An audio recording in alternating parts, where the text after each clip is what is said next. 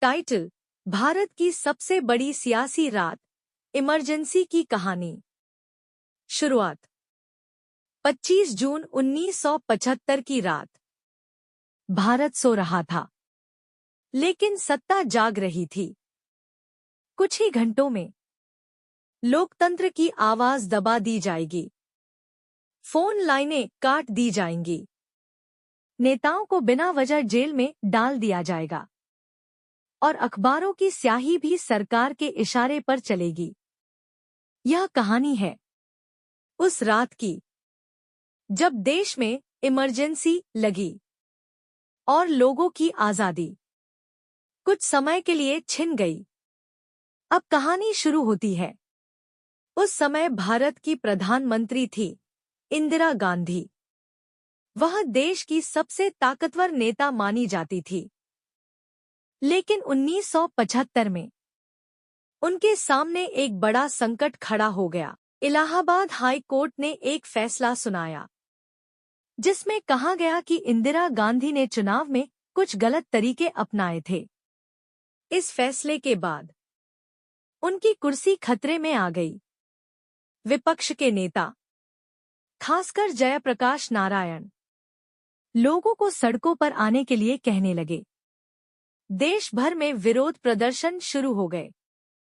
हर तरफ नारे गूंजने लगे, इंदिरा गांधी इस्तीफा दो। स्थिति दिन-ब-दिन बिगड़ती जा रही थी।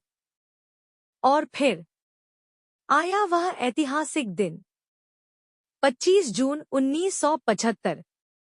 उस रात इंदिरा गांधी ने राष्ट्रपति फखरुद्दीन अली अहमद से मिलकर देश में इमरजेंसी लगाने की सिफारिश की। राष्ट्रपति ने उस पर हस्ताक्षर कर दिए और बस पूरा देश एक नए दौर में प्रवेश कर गया।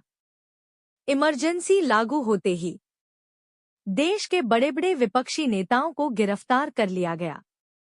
अटल बिहारी वाजपेयी, लाल कृष्ण आडवाणी और कई अन्य नेता जेल भेज दिए गए।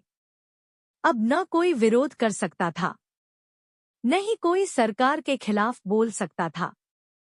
अखबारों पर सेंसरशिप लगा दी गई। हर खबर छपने से पहले सरकार की मंजूरी जरूरी हो गई। लोगों की आजादी धीरे धीरे खत्म होने लगी। लेकिन कहानी यहीं खत्म नहीं होती। इमरजेंसी के दौरान कई कठोर फैसले भी लिए गए। सरकार ने नसबंदी अभियान शुरू किया, जिसमें लाखों लोगों को जबरदस्ती ऑपरेशन के लिए मजबूर किया गया। यह फैसला लोगों के बीच डर और गुस्से का कारण बन गया। साथ ही झुग्गी झोपड़ियों को हटाने का अभियान भी चला। हजारों लोगों को उनके घरों से बेघर कर दिया गया। अब जनता के अंदर आक्रोश बढ़ता जा रहा था, लेकिन आवाज उठाने की इजाजत नहीं थी। लगभग 21 महीनों तक देश इसी माहौल में जीता रहा। फिर 1977 में अचानक इंदिरा गांधी ने चुनाव कराने का फैसला किया। उन्हें भरोसा था कि जनता उनका साथ देगी। लेकिन इस बार जनता ने चुपचाप जवाब देने का फैसला किया। चुनाव हुए और परिणाम चौंकाने वाले थे। इंदिरा गांधी और उनकी पार्टी चुनाव हार गई। विपक्ष की जीत हुई और मोरारजी देसाई देश के नए प्रधानमंत्री बने। इमरजेंसी खत्म हो गई और लोकतंत्र फिर से बहाल हो गया। यह घटना भारत के इतिहास में एक बड़ा सबक बन गई। इसने दिखाया कि लोकतंत्र कितना मजबूत है और यह भी कि जनता की ताकत किसी भी सरकार से बड़ी होती है।